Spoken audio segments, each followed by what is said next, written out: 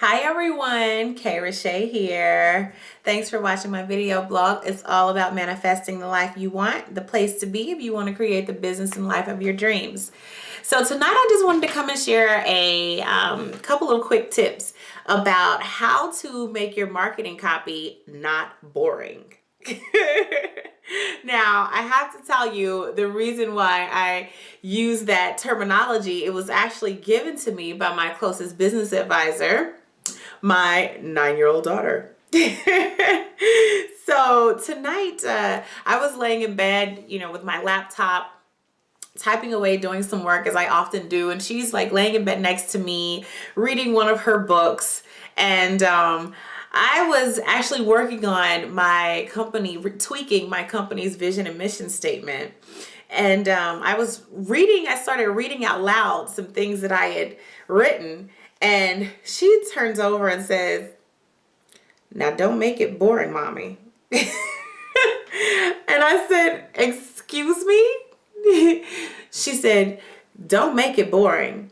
I mean, because mommy, if you make it boring, then the people will tune out at the best part. And you don't want that. It's like when I'm colored in a coloring book. When I turn to a page and if I see a picture, it has too many details and it's going to take too long, I just turn to another picture that I would like to color instead that I can still make pretty." So I laughed so hard and I said, "You know what? You're exactly right," as she often is. And I just had to come and share that message with you guys as well. So in addition to the point of making sure that your marketing copy is concise and direct and to the point, I also have 3 tips for you to make sure that your marketing copy is not boring.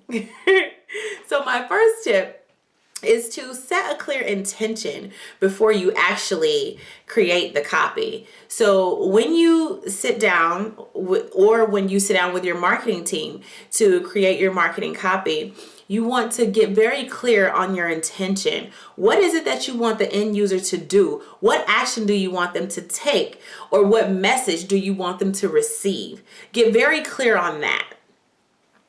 The second step is to make sure that you get in the head of the end user, of your client, of your prospect, or if you're writing an ad for someone to join your team that you're looking to hire, get in their head and get in the frame of mind that they would be coming from and use the language that would make sense to them.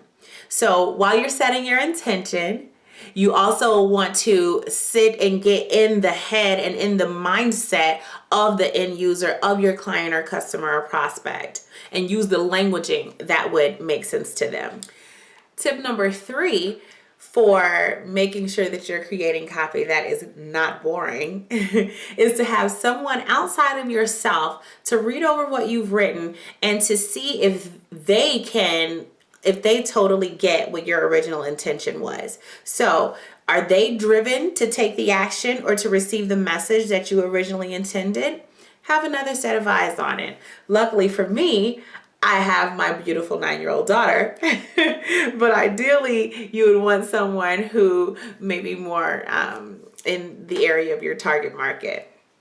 And my last and final tip is don't be afraid to put a little bit of personality in your marketing copy, whether it is in, an email to your email list or labeling or for a campaign, whatever it is.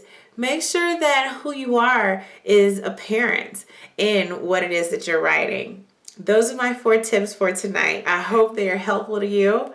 Until next time, love God, take action, and get rich. Only about that, you know what?